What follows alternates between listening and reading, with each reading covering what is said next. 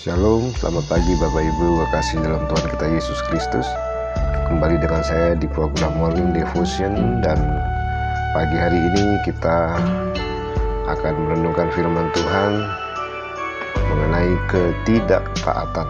Sebelum kita melangkah sepanjang hari ini menikmati hari yang baru yang Tuhan sudah beri buat kehidupan kita, mari kita mau merenungkan firman Tuhan. Dan sebelum kita membaca Alkitab kita, membuka Alkitab kita mau berdoa terlebih dahulu. Terima kasih Tuhan Yesus, sebentar kami mau merenungkan dan belajar firman Tuhan. Tuntun kami, beri kami pencerahan, supaya lewat kebenaran-Mu kami boleh mengerti kehendak Tuhan dalam kehidupan kami, dan sepanjang hari ini kami boleh berjalan sesuai dengan kehendak dan rencana Tuhan. Terima kasih, dalam nama Yesus kami berdoa, amin. Mari kita buka Alkitab kita di dalam 1 Samuel pasal yang ke-13, ayat yang ke-13.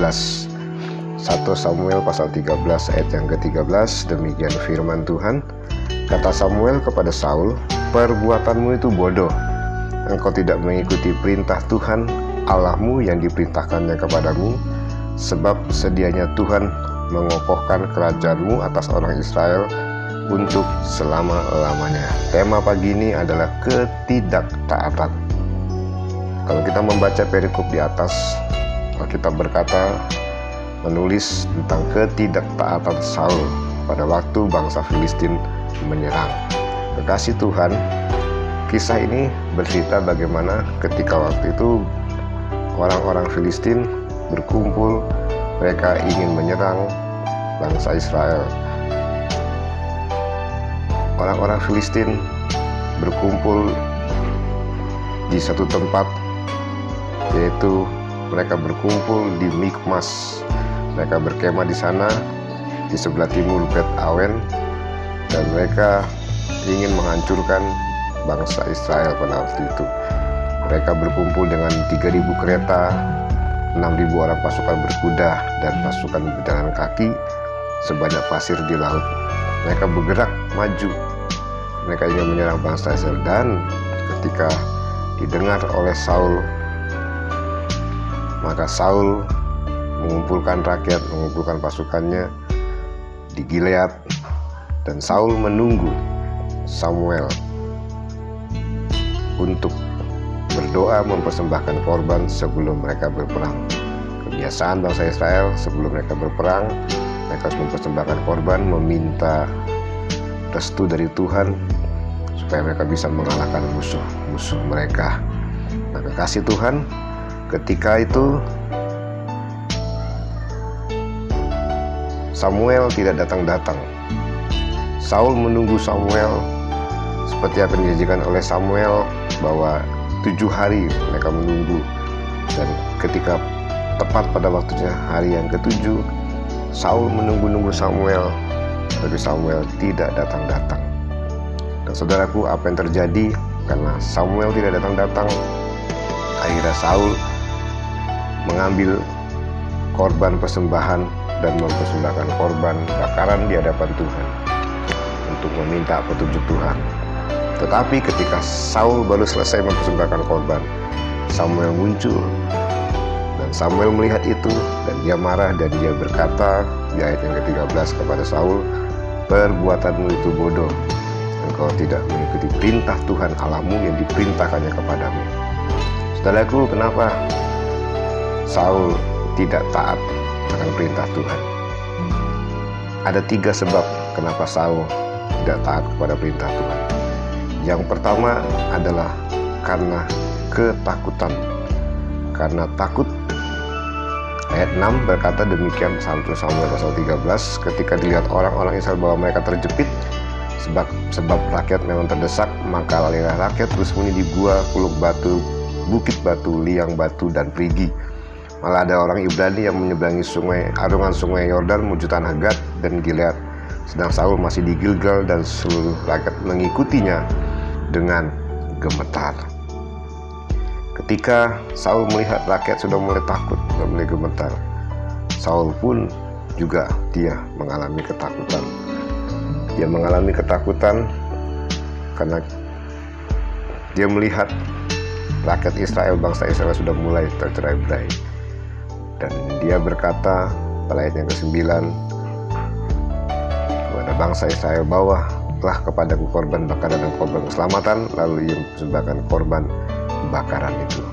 Saudaraku, ketakutan Saul akan kekalahan terhadap bangsa Filistin membuat dia tidak taat kepada Tuhan. Dia melakukan hal yang tidak taat kepada Tuhan.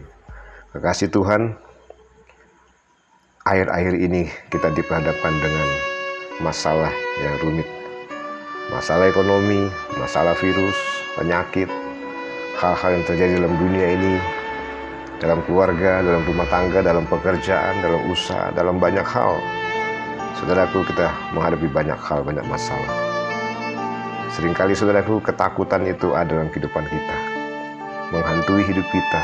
Kita takut mungkin usahanya bangkrut, takut mungkin tidak bisa bekerja, tidak bisa mendapatkan uang, mungkin takut kena virus, lagi sekarang ini virus corona sedang menyebar, takut ini, takut itu. Ada banyak hal yang membuat seringkali kita menjadi takut. Saudaraku, kadang-kadang ketakutan kita bisa membuat kita tidak taat kepada Tuhan. Ada banyak hal ketakutan kita hadapi dalam hidup ini, saudaraku.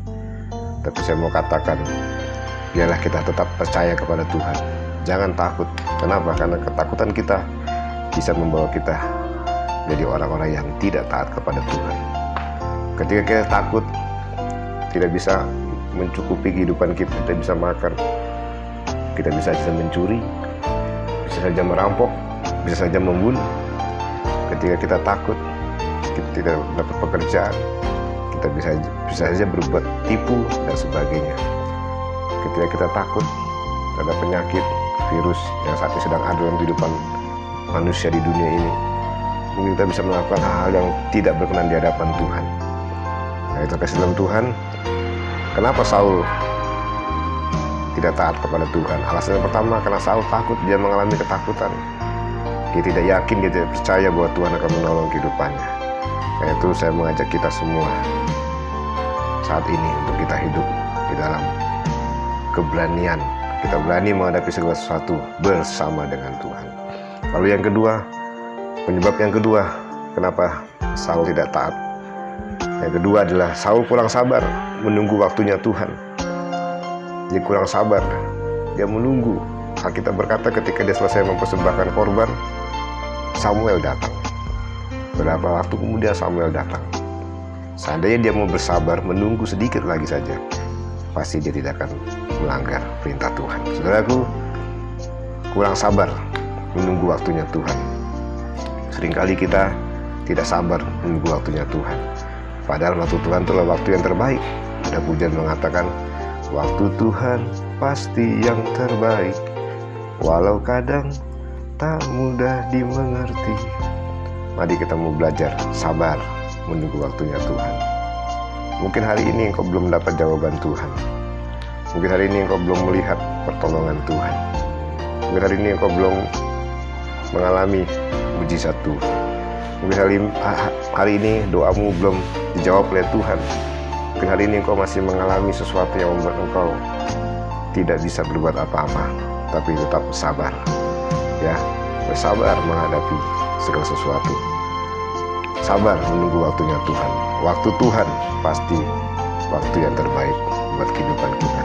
Orang yang sabar pasti subur.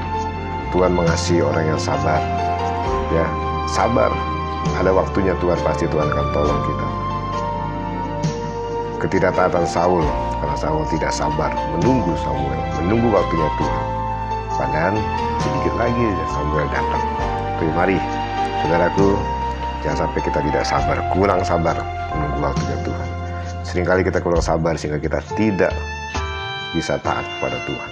Lalu yang ketiga, yang terakhir, kenapa Saul tidak taat? Ketidaktaatan Saul penyebabnya yang ketiga adalah Saul mengambil alih tugas imam. Artinya Saul mengambil alih tugas yang bukan tugasnya. Tugas membakar korban persembahan itu bukan tugas raja. Itu adalah tugas imam, mempersembahkan korban kepada Tuhan, kepada Allah Israel. Korban bakaran, korban keselamatan itu adalah tugas imam, bukan tugas raja. Nah, Saul mengambil alih tugas imam, tugas yang seharusnya bukan dia kerjakan, tapi dia kerjakan. Artinya apa, saudaraku? Seringkali kita tidak taat karena kita melakukan sesuatu yang bukan bagian kita, ya, bukan bagian kita. Kita melakukan sesuatu yang bukan bagian kita, ya. Seharusnya apa yang sudah Tuhan beri buat kita, kerjakan sesuatu sesuai dengan apa yang Tuhan sudah berikan buat hidup kita, apa yang Tuhan sudah percayakan dalam hidup kita. Kerjakan bagian kita, Tuhan akan mengerjakan bagiannya Tuhan. Jangan ambil alih bagian Tuhan. Apa yang menjadi bagian Tuhan ialah Tuhan yang mengerjakannya buat kita. Tapi kita mau mengerjakan bagian kita, kita percaya Tuhan akan menolong kita. Ketika kita mengambil alih bagian Tuhan, kita mengambil alih, maka kita akan tinggal di dalam ketidaktaatan. Nah, pagi ini kita mau belajar dari kehidupan Saul. Mari kita mau belajar tetap taat kepada Tuhan. Jangan takut, Tuhan beserta kita. Tetap sabar menunggu waktunya Tuhan. Dan lakukan apa yang Tuhan sudah percayakan buat kita. Tugas kita kerjakan. Bagiannya Tuhan, biarlah Tuhan yang mengerjakannya buat kita. Tuhan Yesus memberkati kita semua. Shalom.